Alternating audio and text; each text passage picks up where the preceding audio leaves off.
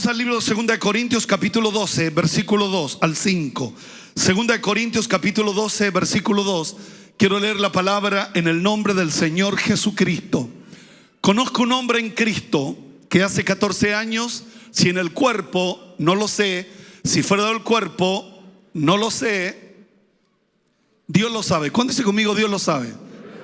Fue arrebatado hasta el tercer cielo. O sea, hay un primer cielo, hay un segundo cielo y hay un tercer cielo, ¿verdad? ¿Pueden decir conmigo tercer cielo? Y conozco a tal hombre, si en el cuerpo o fuera del cuerpo, no lo sé, Dios lo sabe. ¿Cuántas veces aparece la palabra Dios lo sabe? 2 veces. Dios lo sabe. Amén. Versículo número 4, dice así: que fue arrebatado al paraíso. Primer cielo, segundo cielo, tercer cielo, diga conmigo, paraíso. Donde oyó palabras inefables que no le es dada al hombre expresar.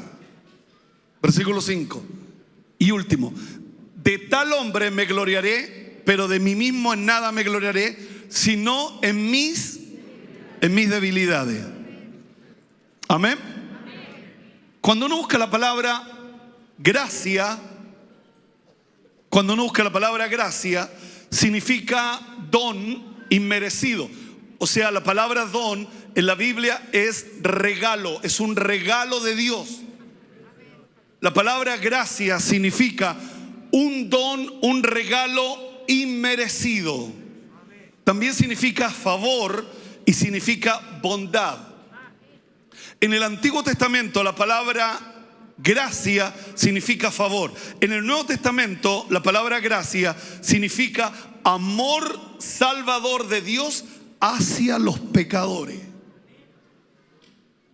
Pensé que se han entusiasmado un poquito. En el Nuevo Testamento la palabra gracia, amor salvador de Dios hacia los pecadores. Hacia nosotros. ¿Verdad que tú y yo éramos pecadores de pecadores? Entonces, la palabra gracia en el hebreo es Gesed, que traducido significa misericordia. Quiero hablar de la gracia en esta mañana. Es curioso que la palabra gracia, Dios no se la reveló a Pedro, que era el líder original. No le reveló la palabra gracia a Pedro, no le reveló la palabra gracia a Juan, no le reveló la palabra gracia a Jacob, que de alguna manera eran los 3 íntimos de Jesús: Pedro, Juan y Jacob. Sino que se la reveló a un hombre llamado Pablo. Todos conocemos la historia de Pablo, aparece como 3 veces escrita la palabra en la Biblia, cómo se convierte Pablo camino a Damasco. ¿Se acuerdan del pasaje bíblico? Él va camino a Damasco, tiene en las manos cartas que lo autorizan para perseguir a los cristianos. ¿Verdad? No es tan bueno perseguir a los cristianos porque eso después se convierten en los mejores cristianos. ¿Sabía usted eso? En los mejores cristianos. Entonces, Pablo, camino a Damasco, antes de llegar a Damasco, dice que una luz lo encegueció. Esa luz viene del cielo. Por eso no te preocupes los que no creen. Dios se encarga de convencerlo, porque la luz vino ¿de dónde? Vino del cielo. Tú y yo tenemos que orar solamente por ello. Dios hará una extraña obra, Dios hará una extraña operación con mis hijos, con mi marido, con mi esposa. Dios lo va a hacer. Tú no pelees para que ellos se conviertan, porque dice la Biblia que Pablo va camino a Damasco y de repente arriba su caballo. El caballo simboliza fuerza humana. Él tiene las cartas autorizadas de los sumos sacerdotes, de todo el sistema religioso, para perseguir a la iglesia del camino, como se le llamaba, los del camino. Entonces aparece una luz y que lo tiró al suelo. ¿Dónde lo tiró? al suelo. Y él en el suelo hace la pregunta: ¿quién eres, Señor? Y él le dijo: yo soy Jesús a quien tú persigues. O sea, no te persiguen a ti, sino que persiguen a Jesús. Entonces a veces nosotros nos dolimos. No te persiguen a ti, sino que Jesús le dijo: ¿por qué me persigues? Y dice la escritura que lo tomaron. Mire qué increíble. Por eso Dios hace como quiere. ¿Verdad que Dios hace como quiere? Entonces la Biblia dice y señala que tomaron a Pablo porque quedó ciego. Literalmente quedó ciego. Y lo metieron a Damasco y lo llevaron a una casa. Y en esa casa estuvo 3 días sin comer. 3 días sin comer. Yo me imagino teniendo muchas preguntas. Entonces Dios le habla a uno de sus siervos para que vaya a la casa donde está Pablo y le ponga las manos, para que recobre la vista. Para que recobre la vista. Y dice la Biblia que le cayeron como escama de los ojos. Las escamas son la escama de los pescados que cubren el pescado. Entonces de repente, y recuerden que Pablo se había criado a los pies de Gamaliel, era religioso. A ese varón Dios lo tomó y se lo llevó al tercer cielo. Lo llevó hasta el tercer cielo. Pablo en el libro de Efesios, pongamos Efesios capítulo 2, versículo 8, dice: por gracia sois salvo por medio de la fe, y esto no es de vosotros, pues es un regalo ¿de quién? De Dios. O sea, la gracia y la fe es un regalo de Dios. Repito, la gracia y la fe es un regalo de Dios para todo aquel que en Él cree. Amén. ¿Cuánto le da un aplauso a Jesucristo, Rey de Reyes, Señor de los Señores? La gracia es la mano de Dios que baja a la tierra. La gracia es la mano de Dios que baja a la tierra. Y la fe es la mano del hombre que se extiende hacia el cielo. La gracia es la mano de Dios que baja a la tierra. Y la fe es la mano del hombre que se extiende hacia arriba para tocar el cielo. Él ha establecido que su gracia esté disponible para todos los hombres, pero la fe es la que se apropia de ella. Cuando uno busca la palabra gracia, todo lo que está relacionado con gracia. ¿Voy muy rápido? Ya. La gracia en la Biblia aparece 246 veces. ¿Cuántas veces aparece? 246 veces. Entonces, volvamos por favor al libro de Segunda de Corintios capítulo 12, versículo 2, donde dice: conozco un hombre. Ahora, Pablo está hablando de él. Ahora, la grandeza es tan grande que él está hablando en tercera persona. Esto le pasó también a Juan. Juan también, cuando escribe el libro de Juan, nunca dice Juan, sino que un varón. No se ponen en primera persona, sino que Juan también se pone en tercera persona. Entonces, literalmente, conozco un hombre en Cristo que hace 14 años, no sé si en el cuerpo, no lo sé, si fuera del cuerpo, no lo sé, Dios lo sabe, fue arrebatado ¿hasta dónde? Tercer cielo. Primer cielo está la atmósfera. Segundo cielo, el de los astros, donde está todos los planetas. Y el tercer cielo es la morada de Dios, su trono y de los seres celestiales. O sea, Pablo pasó primer cielo, segundo cielo, llegó hasta el tercer cielo. Amén. Que Dios nos bendiga. Que Dios nos ayude.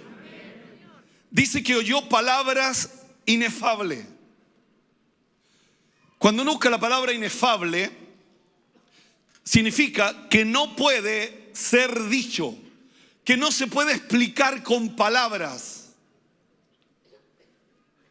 Generalmente por tener cualidades excelsas. La palabra inefable es inmencionable, impronunciable.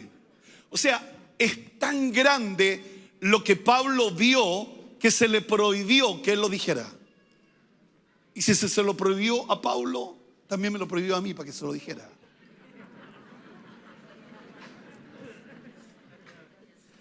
La pregunta es, ¿por qué Pablo tiene el mensaje de la gracia? Porque Pablo conoció el trono de la gloria del Señor.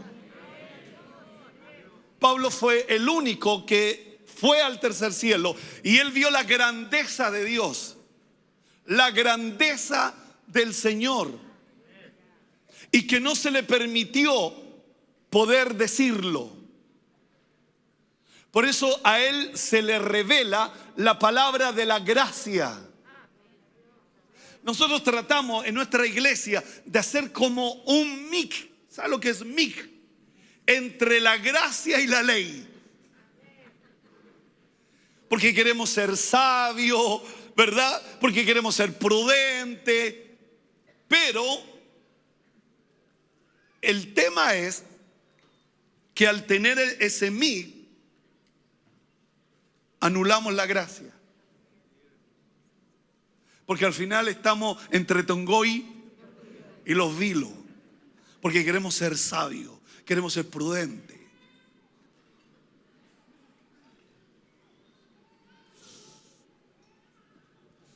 ¿Por qué se le reveló a Pablo la gracia?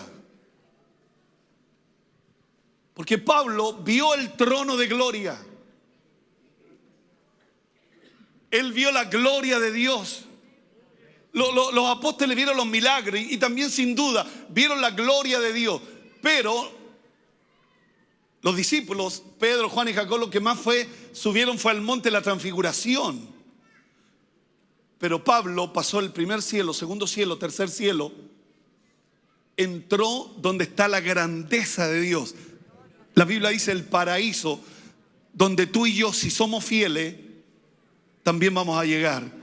Y vamos a ver lo que vio Pablo. Y que de alguna manera se le vedó a Pablo revelarlo. Pero él trae un mensaje que es el mensaje de la gracia. Pónganse conmigo el mensaje de la gracia.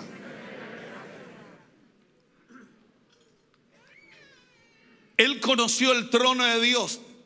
Él lo vio sentado. Quiero que pongamos Colosenses capítulo 3, versículo 1 y 3. Colosenses capítulo 3, versículo 1 y 3 al 3. Dice, sí, pues habéis resucitado con Cristo, buscad las cosas de arriba, donde está Cristo sentado a la diestra de Dios. ¿Qué es lo que tú y yo tenemos que buscar? ¿Las cosas de abajo o las cosas de arriba?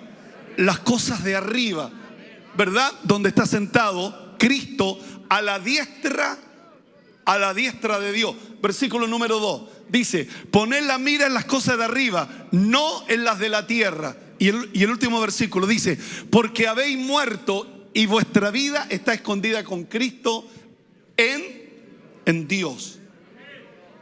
Entonces tú y yo tenemos que mirarlo a Él. Usted al venir a esta iglesia, usted no mira a Chaparro, usted no mira a los pastores, usted lo mira a Él, porque Él dijo, miradme a mí todos los términos de la tierra y seréis salvos. Y seréis salvos. Y seréis salvos. Uno de los problemas que se encontró Pablo, que uno decía, somos de Cefas, otro somos de Chaparro, otro somos de los grandes líderes que habían dentro de la iglesia. ¿Y eso qué es lo que hacía? Dividir la iglesia. Por eso Jesús dijo, mírenme a mí. Entonces tu mirada, mi mirada, es mirarlo solo a Él.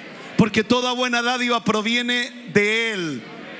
Entonces, siempre va a haber gente que va a mirar al pastor, pero mi mirada está por sobre todas las cosas mirar a Cristo. Cristo, siempre Cristo. Somos Cristo céntrico. Amén, hermanos. Apocalipsis capítulo 21, versículo 5. Mira lo que dice.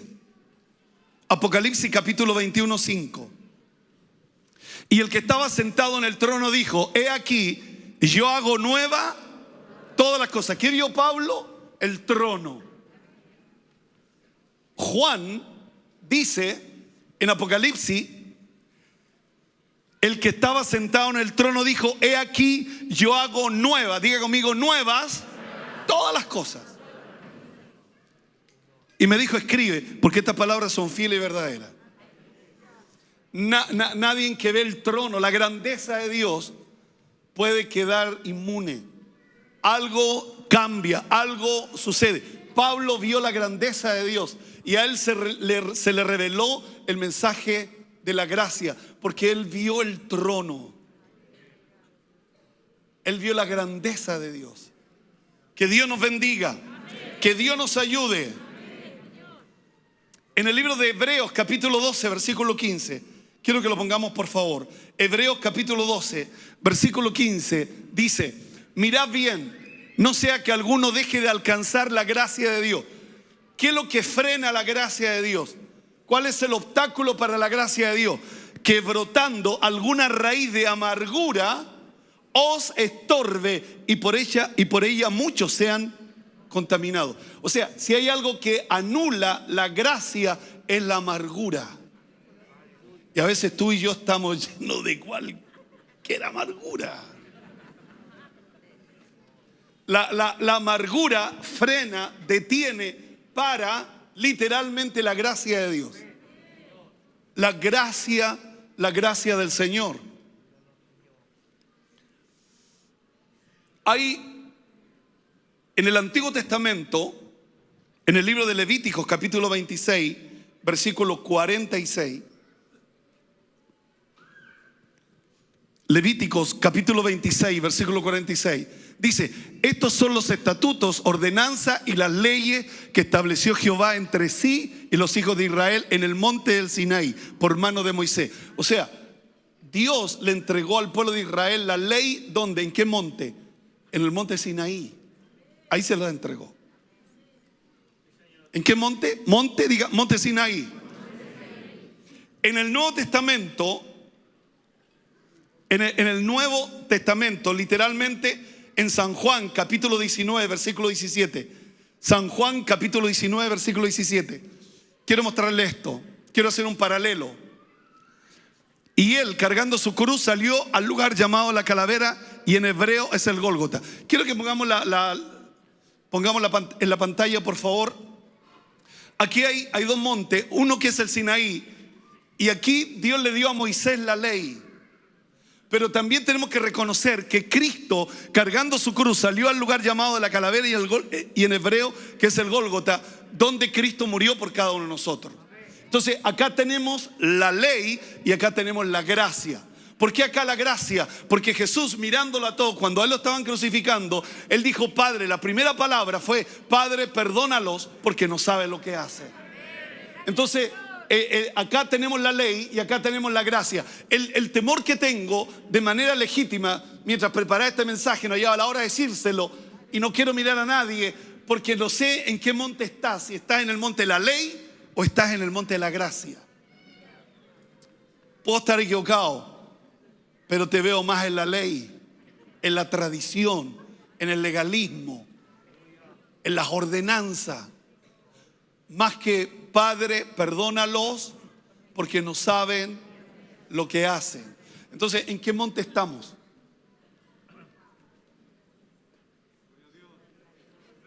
Algunos me ponen carita así. Puedo estar equivocado, que de repente te veo más en el Sinaí, en la ley, y estamos ahí metidos. Entonces, ¿qué hacemos nosotros? como las iglesias de renuevo, hacemos un mix entre ley y gracia. Pero la ley anula la gracia. Entonces, ¿qué ha pasado con nuestras iglesias? Que la ley, las tradiciones, el legalismo anuló la gracia del Señor. La anuló. Entonces, pregunta, este es el primer monte, aquí estoy. Yo estuve 10 años cuando recién me convertí aquí en este monte. En el legalismo, en las tradiciones, en el pelo largo, la falda, los bigotes. Nosotros los varones usábamos todos bigotes. No parecíamos chilenos, parecíamos literalmente como esos bigotes así grandes, mexicanos, charros. Pero por sus bigotes los conoceréis. Usábamos todos bigotes, todos usábamos bigote. Literalmente todos usábamos bigote. Las hermanas todos usaban falda larga, nadie se pintaba, nadie se arreglaba. Entonces yo estuve acá, pero en esos 10 años, se lo digo delante del Señor, durante esos 10 años, todo lo que teníamos lo arrendábamos.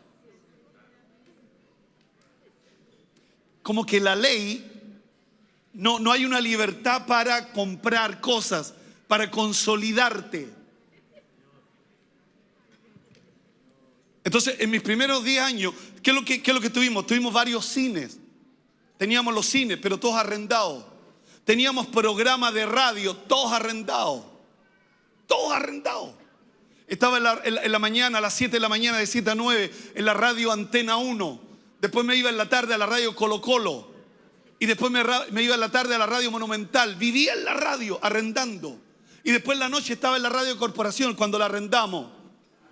Y después, de 12 de la noche, después de las 2:30, después que en la radio Portales, había unas noticias que daba la hora, así cada hora. Marcaban la hora y aparecía la noticia. Terminaba ese programa y entraba yo. Los tenía hasta aquí. Porque siempre, literalmente, siempre estaba en la radio, pero todo era arrendado. Yo sé lo que le estoy hablando. No teníamos nada propio. Algo pasa con la tradición.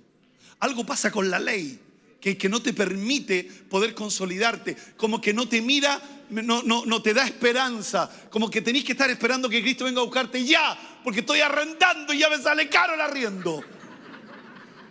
Más los gastos comunes. Entonces no hay la hora que Cristo venga a buscarme. No hay una proyección. Yo le digo, hermano, estuve 10 años así. 10 años. Y voy a contarle cómo salí. ¿Cuántos creen saber cómo salí? Dios nos lleva a Jessica a Noruega en un mes. Estuvimos un mes allá. Y ahí Dios nos dio con un palo en la cabeza. Y ahí Dios trató con Jessica, más con ella que conmigo. No, trató con los dos. Trató con los dos y entendíamos que no podíamos poner el énfasis en la ropa, el énfasis en el pelo, que no podíamos poner el énfasis en los bigotes, que no podíamos poner el énfasis en las cosas externas, porque Dios miraba el corazón. Entonces fue duro, imagínense, fue duro estar en el monte Sinaí por años sin ver una, porque no veíamos una, e irnos al Gólgota, que Cristo murió por sus llagas. Fuimos nosotros sanados. Por sus llagas, Él murió por nuestra paz. Él murió en la cruz para que tú y yo tengamos vida y vida en abundancia. Entonces cuando me vine aquí al Gólgota, también, así como la ley y las tradiciones, algo me ocurrió, algo me pasó. También me ocurrió algo cuando me empecé a ver el Gólgota, cuando Cristo murió en la cruz por nosotros. Algo también me ocurrió, así como me ocurrió en el Sinaí, también algo me ocurrió cuando estaba mirando que Cristo había muerto por mis pecados y que había sido por gracia, que había sido por misericordia, que había sido su bondad, que tú y yo no habíamos hecho nada bueno para merecerlo, sino que fue la gracia de Dios, fue la gracia del Señor, fue la misericordia del Señor. Entonces, en este lugar, en el Gólgota, Dios nos empezó a bendecir y nos empezó a hacer camino donde no hay camino, puertas cerradas, Él las empezó a abrir, nos dio favor, nos dio gracia, y algo nos ocurrió. Dios empezó a crear las condiciones para que empezáramos a comprar. Y la primera iglesia que compramos fue la sinagoga.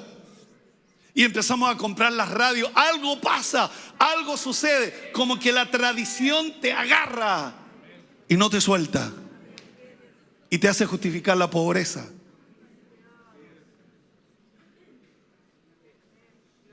Por eso Pablo tiene el mensaje de la gracia, porque él vio la grandeza de Dios. Y nadie puede hablar de la grandeza si no la vive, si no la ve con sus ojos. Imagínense de vuelta Pablo, ¿qué tendría que decir? ¿Qué tendría que predicar cuando vio la grandeza de Dios? Su poder, su gracia. ¿Cuántos están escuchando esta palabra? En el Antiguo Testamento, literalmente, en el Antiguo Testamento, en la ley, primero el orden era, se obedecía para recibir algo. Se obedecía para recibir la bendición de Dios. Si tú no obedecías, no recibías la bendición de Dios. En el Gólgota, y pongo el ejemplo de la mujer del flujo de sangre, Jesús nunca le preguntó a ella, ¿eres cristiana? ¿Estás diezmando? ¿Estás ofrendando? ¿Estás en pecado? ¿No estás en pecado? ¿Estás en el orden? ¿No estás en el orden?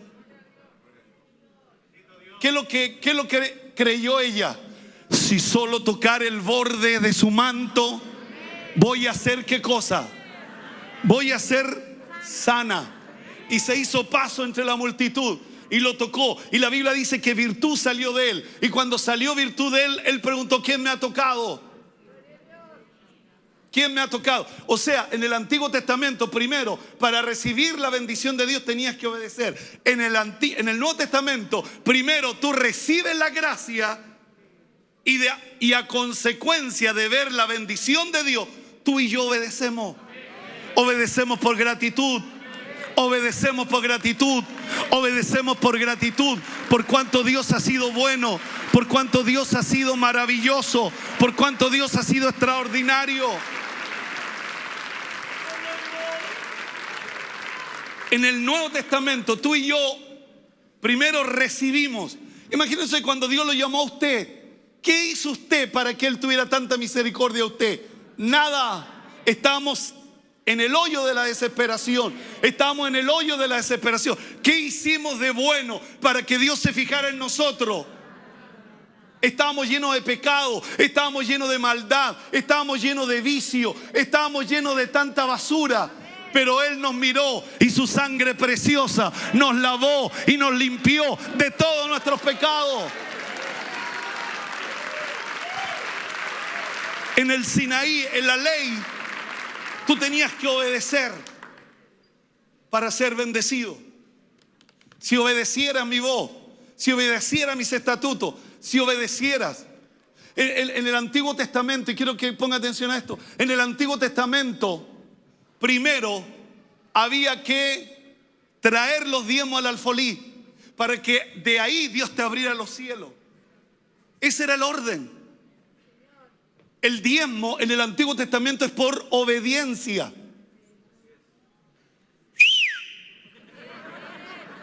El diezmo, ¿qué es lo que dice Malaquías? ¿Qué es lo que dice Malaquías? En el capítulo 3, versículo 10, pongámoslo por favor. ¿Qué es lo que dice Malaquías, capítulo 3, versículo 10? Traed todos los diezmos al alfolí. Había que obedecer esta palabra. Y hay alimento en mi casa y probadme ahora en esto, dice Jehová de los ejércitos, si no os abriré la ventana de los cielos. A consecuencia que yo traigo mi diezmo. En el Antiguo Testamento la Biblia dice, abriré la ventana de los cielos. Esa era la promesa en el Antiguo Testamento para traer los diezmos. Nuevo Testamento, Hebreos capítulo 7, versículo 1. Pablo, diga conmigo, Pablo. Me encanta Pablo. Porque este Melquisedec, rey de Salem, sacerdote del Dios Altísimo, que salió a recibir a Abraham, el que volvía de la derrota de los reyes, y le bendijo. Versículo 2, a quien asimismo dio a Abraham los diezmos de todo. Diga conmigo, de todo. Pablo no corrige.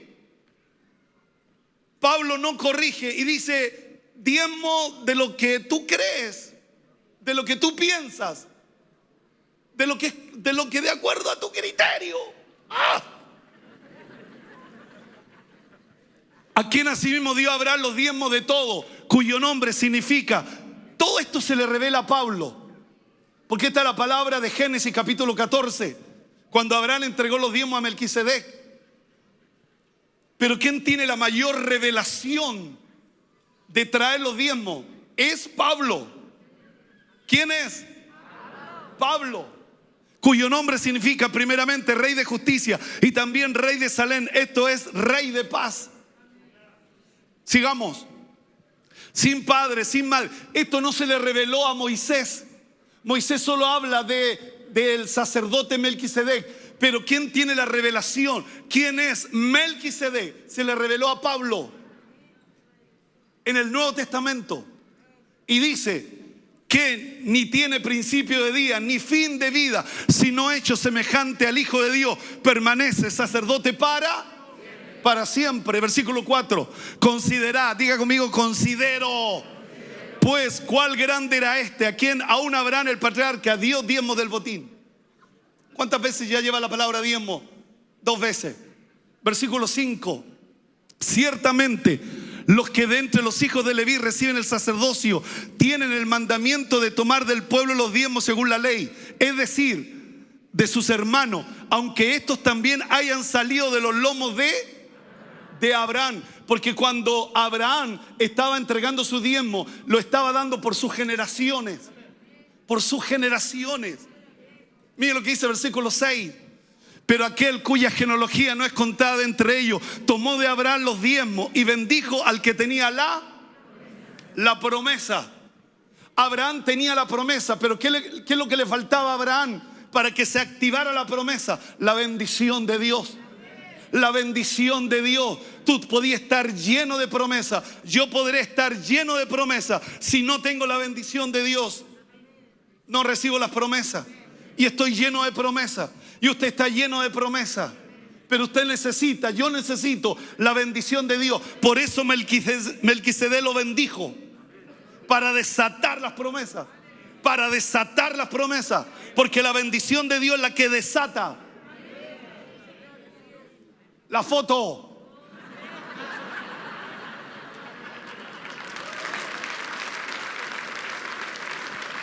Versículo 7. Versículo 7. Sin discusión alguna, el menor es bendecido por el mayor. ¿Quién es el que bendice? El mayor es el que bendice. ¿A quién? Al menor. Hermanos evangélicos de Chile, eso no tiene discusión, porque nos encanta discutir. Eso no se discute. El mayor bendice al menor.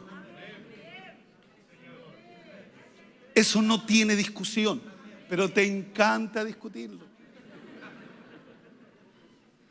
Versículo 8. Y aquí ciertamente reciben los diezmos hombres mortales. ¿Quién recibe los diezmos aquí? Hombres mortales que van a morir. Yo voy a partir. Pero allí uno de quien se da testimonio de que vive. O sea, 2 personas reciben tus diezmos. Hombres mortales. Y él también lo recibe. O sea, cada vez que yo doy mi diezmo, no solo el pastor mortal lo recibe para la administración de la iglesia, sino que también él, el que vive. ¿Y quién es el que vive? El que reina por los siglos de los siglos. Él también lo recibe. Oh, él también lo recibe. Señoras y señores, él también lo recibe. No solo lo recibe el pastor, sino que también Dios lo recibe. Porque ¿quién es el que bendice? ¿El pastor ¿O es Dios quien lo bendice? Dios lo bendice. Versículo 9.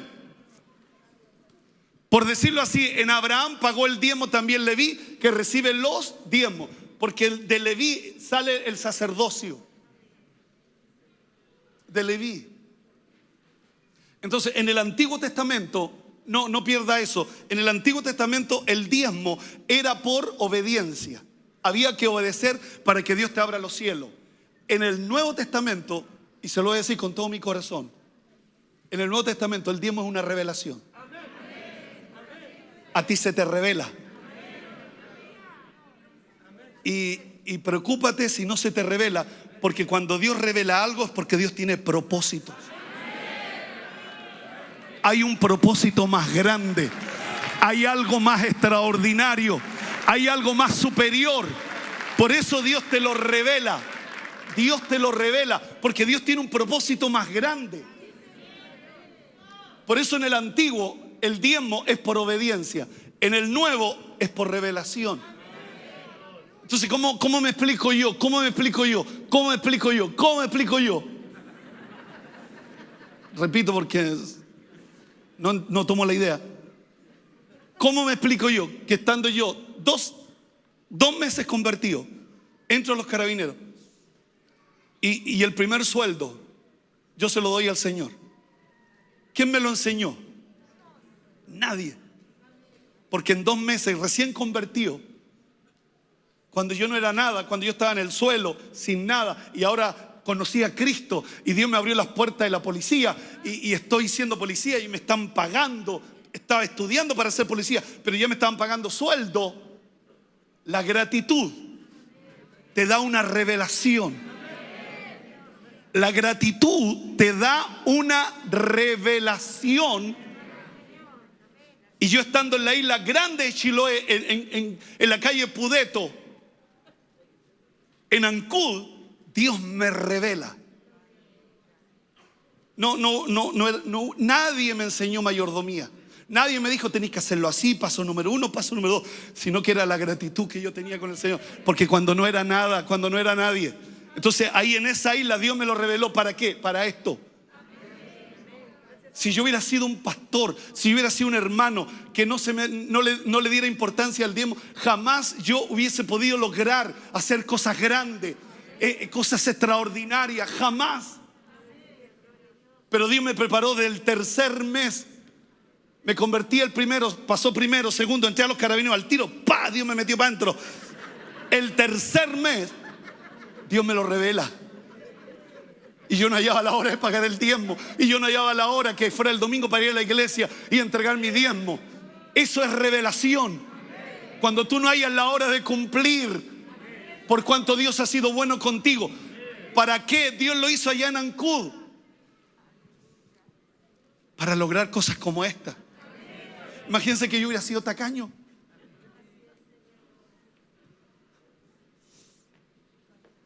Yo todavía habría estado en el Chile. Nunca se olvide, cuando Dios te lo revela es porque tiene propósito. Si no se te ha revelado y para ti es una lucha, una carga, dile: Señor, ¿acaso tú no tienes propósitos conmigo? ¿Acaso no te sirvo? O sea, ¿voy a ser uno más del montón solamente? ¿O tú quieres hacer algo conmigo? Ahora, yo esto no lo entendía hace 42 años atrás. Yo ahora entiendo que fue una revelación. Yo en ese momento lo hice por gratitud. Lo hice porque estaba tan agradecido. Si no era nadie por la rechupa, y ahora era carabinero. Y me pagaban.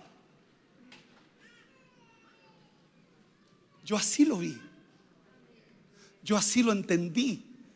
Recuerda que lleva 2 meses convertido. Primer amor. Por eso el impacto del primer amor es tremendo.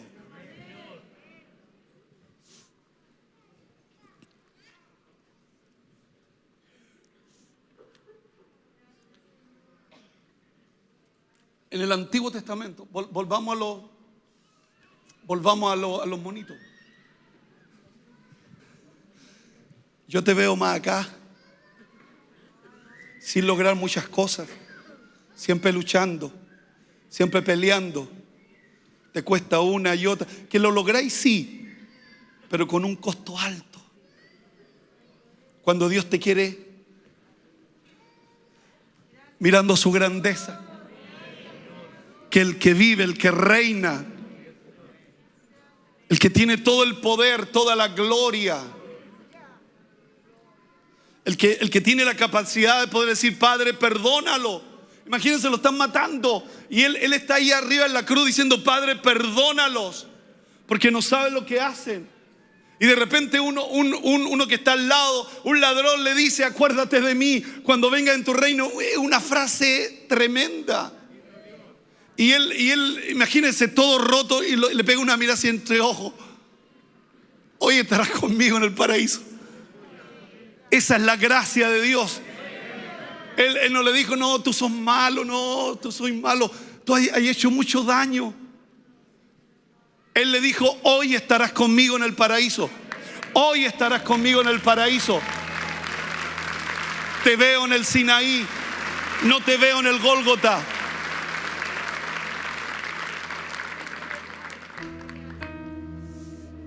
No te veo en el Gólgota. Romanos capítulo 5, versículo 20. Romanos capítulo 5, versículo 20. Pero la ley se introdujo para que el pecado abundase, punto y coma. Mas cuando el pecado abundó, sobreabundó la gracia.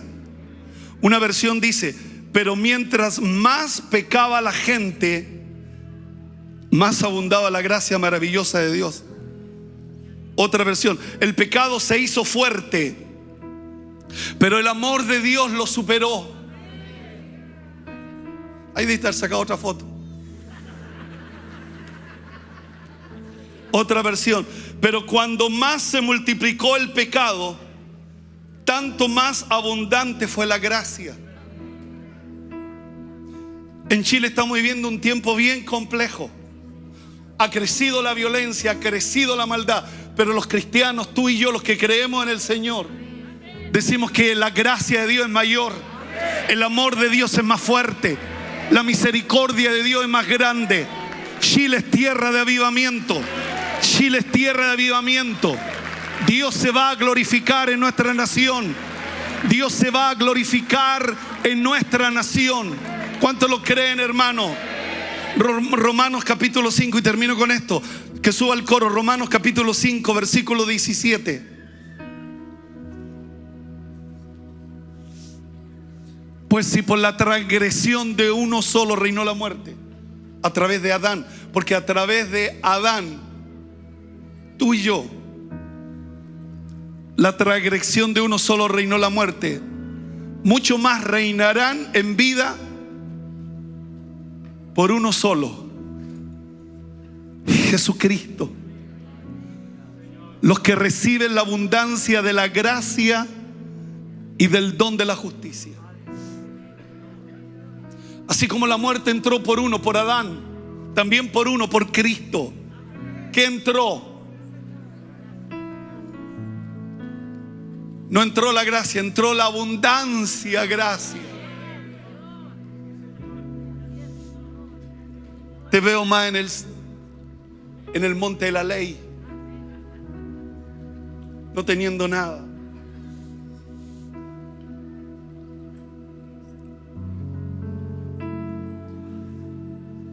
Dios ha sido tan bueno.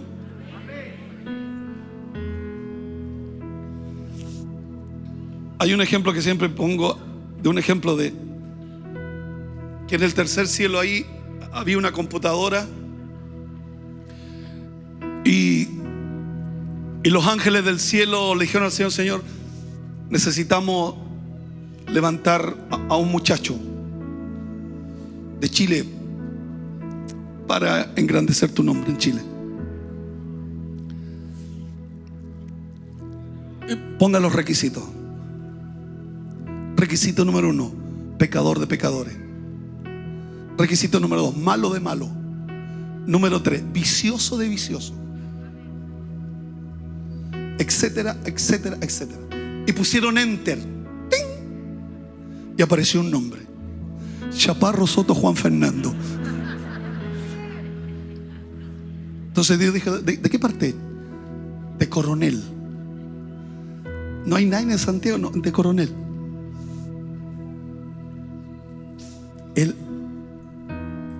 Él fracasó en todo. Y el Señor dijo: ya, levántalo. Y yo de repente estoy en una iglesia evangélica, escuchando la palabra de Dios, impactado, porque detrás del querer y el hacer está Él. Impactado con la palabra que predica.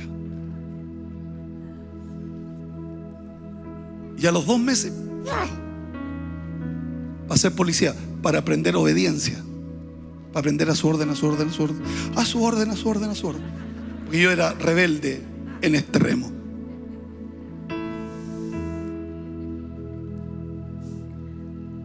Usted en su familia, vamos a escoger esta familia, mala de mala, grosera, malos pensamientos, terrible.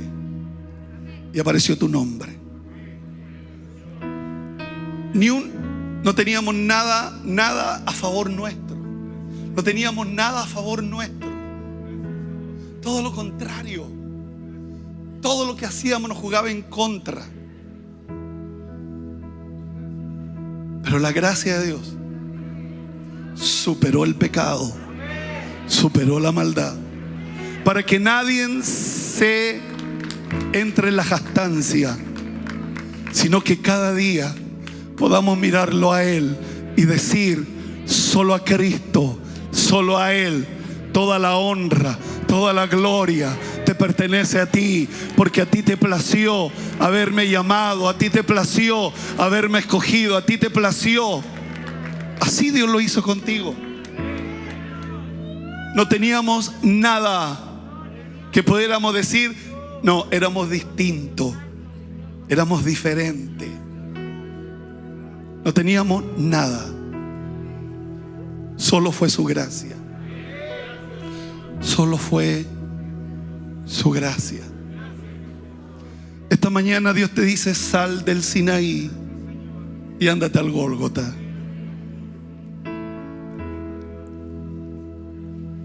Colosenses dice que había un decreto que tenía tu nombre de muerte. Un decreto que decía: por este pecado tenía que morir, por este pecado tenía que morir, por este pecado tenía que morir, por este pecado tenía que morir. Y cuando Cristo murió en la cruz, tomó el decreto y lo clavó en la cruz. Lo anuló. Anuló el acta. Anuló el acta que había en contra de nosotros por causa de nuestros pecados. Él lo anuló. Literalmente lo anuló. Le tengo una buena noticia: Él te perdonó. Perdónate tú. Él te perdonó. Perdonémonos nosotros, porque Él ya nos perdonó. Su sangre preciosa nos lava y nos limpia de todos nuestros pecados. Y hoy tú y yo somos libres. Ya no estamos bajo el yugo de la esclavitud. Él nos hizo libres. Te veo en el monte de la ley, juzgando. Ajá. Todo el peso de la ley. Cuando la misericordia supera la gracia. Póngase de pie, por favor, y démosle el aplauso más grande al Rey de Reyes, al Señor de los Señores.